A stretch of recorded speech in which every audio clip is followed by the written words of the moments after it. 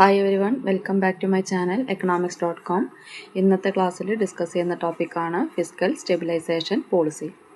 Fiscal stabilization policy refers to the use of government spending and taxation to influence economic activity, especially to stabilize the economy during periods of recession or inflation.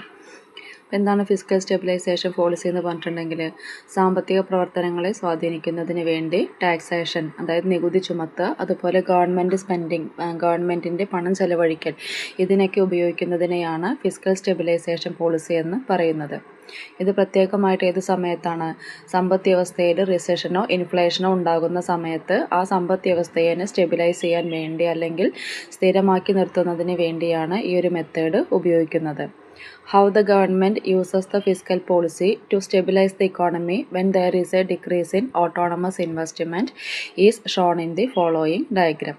പിന്നെ autonomous investment കുറയുന്ന സാഹചര്യത്തിൽ സമ്പദ് വ്യവസ്ഥയെ stabilise ചെയ്യാൻ വേണ്ടി fiscal policy ഉപയോഗിക്കുന്നത് എങ്ങനെയാണെന്നുള്ളതാണ് ഗ്രാഫിൽ കൊടുത്തിരിക്കുന്നത്. ഇതിൽ എക്സ് ആക്സിസിൽ മാർക്ക് ചെയ്യുന്നത് ഇൻകമാണ്, വൈ ആക്സിസിൽ consumption, investment, government spending. The initial equilibrium of the economy is at point A determined by the intersection of the 45-degree line and aggregated demand curve C+I+G. ഇവിടെ ആദ്യത്തെ ഇക്വിലിബ്രിയം എന്ന് പറയുന്നത് A എന്നുള്ള പോയിൻ്റാണ്. 45-degree ലൈനും അതുപോലെ C+I+G ലൈനും തമ്മിൽ ഇൻ്റർസെക്റ്റ് ചെയ്യുന്ന പോയിന്റിലാണ്. And the corresponding level of income YF is the full employment level of income. Equilibrium A ആകുന്ന സമയത്തുള്ള വരുമാനമാണ് YF.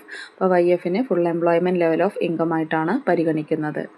A decrease in autonomous investment shift the aggregated demand curve to C+I1+G. ഇനി ഇവിടെ autonomous investment കുറയുകയാണെങ്കിൽ aggregate demand curve താഴേക്ക് shift ചെയ്യുന്നു. ആ താഴേക്ക് ഷിഫ്റ്റ് ചെയ്യുമ്പോൾ ആ കർവിന് നമുക്ക് പേരെന്താ കൊടുത്തിരിക്കുന്നത്? C+I1+G. സിയിലും ജിയിലും മാറ്റം വരുന്നില്ല, ഇൻവെസ്റ്റ്മെൻറ്റ് മാത്രമാണ് മാറിയത്, അതുകൊണ്ടാണ് I1 എന്ന് കൊടുത്തത്. The new equilibrium of the economy is at point B and the corresponding level of income Y1 is below the full employment level.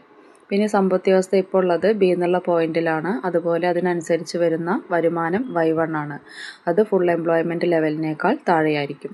The appropriate fiscal stabilization policy to restore equilibrium at the full employment level is an increase in government spending.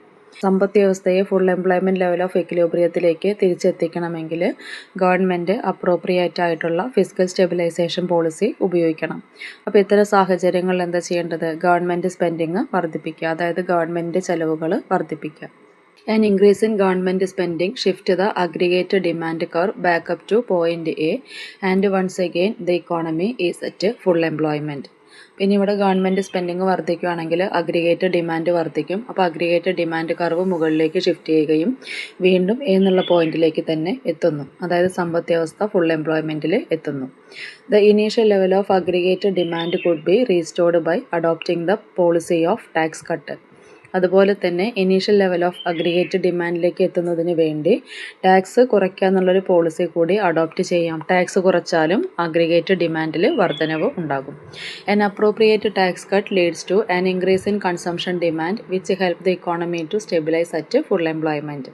അതായത് tax കുറയ്ക്കുകയാണെങ്കിൽ consumption demand വർദ്ധിക്കും. Consumption demand വർദ്ധിക്കുകയാണെങ്കിലും സമ്പദ് വ്യവസ്ഥയെ full എംപ്ലോയ്മെൻറ്റിൽ നിലനിർത്താനായിട്ട് കഴിയും. അപ്പോൾ ഇത്രയും കാര്യങ്ങളാണ് fiscal stabilisation പോളിസിയിൽ പറയുന്നത്. ഈ ഒരു ക്ലാസ്സോട് കൂടി 4th സെമ്മിൻ്റെ ക്ലാസ്സുകൾ ഇവിടെ വൈൻഡപ്പ് ചെയ്യുകയാണ്. നാളെ മുതൽ മറ്റു പരീക്ഷകൾ ആരംഭിക്കുകയാണ്. അതുകൊണ്ട് എല്ലാവരും നന്നായിട്ട് എക്സാമിനെ പ്രിപ്പയർ ചെയ്യുക. അടുത്ത സെമസ്റ്ററിൽ ഇതുപോലെ ഏതെങ്കിലും ഒരു പേപ്പറിൻ്റെ ക്ലാസ്സുമായിട്ട് വീണ്ടും കാണാം. ചാനൽ സബ്സ്ക്രൈബ് ചെയ്തവരും സബ്സ്ക്രൈബ് ചെയ്യാതെ കണ്ടവരായിട്ടുള്ള ഒരുപാട് കുട്ടികളുണ്ട്. എല്ലാവർക്കും നന്ദി, താങ്ക് യു. ചാനൽ സബ്സ്ക്രൈബ് ചെയ്യാൻ താല്പര്യമുള്ളവർ സബ്സ്ക്രൈബ് ചെയ്തിട്ട് തന്നെ കാണുക, ലൈക്ക് ചെയ്യുക, അതുപോലെ നിങ്ങളുടെ ഫ്രണ്ട്സിനൊക്കെ ഷെയർ ചെയ്ത് കൊടുക്കുക. Thank you for your support. Thank you.